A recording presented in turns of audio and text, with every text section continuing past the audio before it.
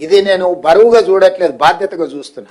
అందుకే మీ సమస్యలను పరిష్కరించి వాస్తవం మీరు ఆలోచన చేయండి. మీరు ఒకవేళ నన్ను ఇష్టపడే వాళ్ళు ఉండొచ్చు, ఇష్టపడని వాళ్ళు ఉండొచ్చు, నా పట్ల కోపంగా ఉండే వాళ్ళు కూడా ఉండొచ్చు. అందరు 100% నన్ను ఒప్పుకోవడానికి నేనే స్వామీజీని కాదు, రిషిని కాదు. నేను ఒక సగటు ప్రజాప్రతినిధిని. లైక్లు డిస్లైక్లు మీకు ఉండొచ్చు. గతంలో మీ జీతభత్యాలు ఎప్పుడు మీ ఖాతాలో పడేది, మీ సోదరుడు ముఖ్యమంత్రి అయినాక ఏ తారీఖు నాడు మీ జీతాలు వస్తున్నాయి ఒక్కసారి మీరు అంచనా వేసుకోండి.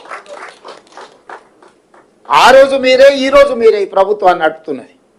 కానీ ఆ రోజు మీ జీతాలు ఎన్నడు వచ్చేది, ఈ రోజు జీతాలు ఎప్పుడు వస్తున్నాయి? ఈ 24 నెలల్లో ఎప్పుడైనా మీ జీతాలు ఆగినాయా, లేకపోతే ఇన్స్టాల్మెంట్లలో ఎప్పుడైనా పే చేసినా మీరు చూడండి.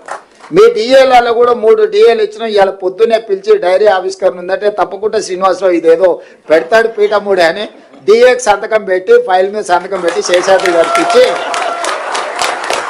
కనీసం పోతే ఏదన్నా సంతోషకరమైన వార్త ఒక్కటనే చెప్పాలి కదా నేను వాళ్లకు అని పొద్దున్నే సిఎస్ గారిని, సీఎం పేషీలని అధికారులను పిలిచి మాట్లాడి మీ డిఏకు సంతకం పెట్టి వచ్చిన.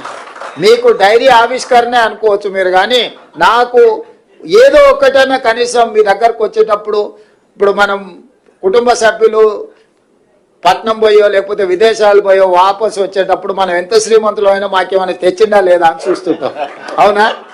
మీరు కూడా ఎప్పుడైనా క్యాంప్ పని మీద పోతే మీ పిల్లలు ఇంట్లో ఉంటే, మీ పిల్లలు చిన్నోళ్ళు ఉన్నా లేకపోతే మీ మనవరాళ్ళు చిన్నోళ్ళు ఉంటే వాళ్ళకి ఏమైనా ఉండని, మీరు చివరికి చాక్లెట్ అన్నది తెచ్చిందా లేదా అని వాళ్ళు చూస్తారు, అవునా? అట్లనే మీ జీతభత్యాలు ఎన్నైనా రాని, మా అన్న వస్తున్నాడు, మా ముఖ్యమంత్రి వస్తున్నాడు అంటే ఏమన్నోడు తెస్తాడు కదా అని మీరు అనుకుంటారు కదా. అందుకే మీ డిఏకి ఇప్పుడే సంతకం పెట్టి ఇక్కడికి వచ్చిన. మీ ఆరోగ్య భద్రతకు సంబంధించి కూడా పూర్తి స్థాయిలో చర్చ చేస్తున్నాం. మీ ప్రమాద బీమా ప్రతి ప్రభుత్వ ఉద్యోగికి 1,02,00,000 రూపాయలు, అంటే దాదాపు 1 కోటి రూపాయలు మీకు ప్రమాద బీమా కవర్ చేయడానికి రోజు ఆల్రెడీ సింగరేణి ఏ కార్మికుడికి అనుకోని ప్రమాదం జరగొద్దనేదే నా ఆకాంక్ష. కానీ అనుకోని సంఘటన ఏదైనా జరిగి, ప్రమాదం జరిగి ప్రాణాలు కోల్పోతే ఆ కుటుంబం శాశ్వతంగా పెద్ద దిక్కును కోల్పోయినట్టే.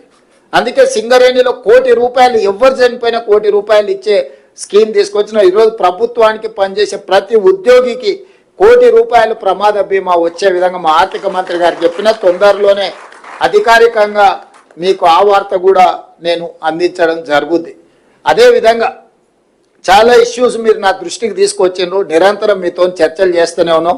గతంలో నెలకు 200 కూడా ఇచ్చేది కాదు, 100-150 ఇస్తే కూడా చాలా ఎక్కువ ఉండే మీ బెనిఫిట్స్.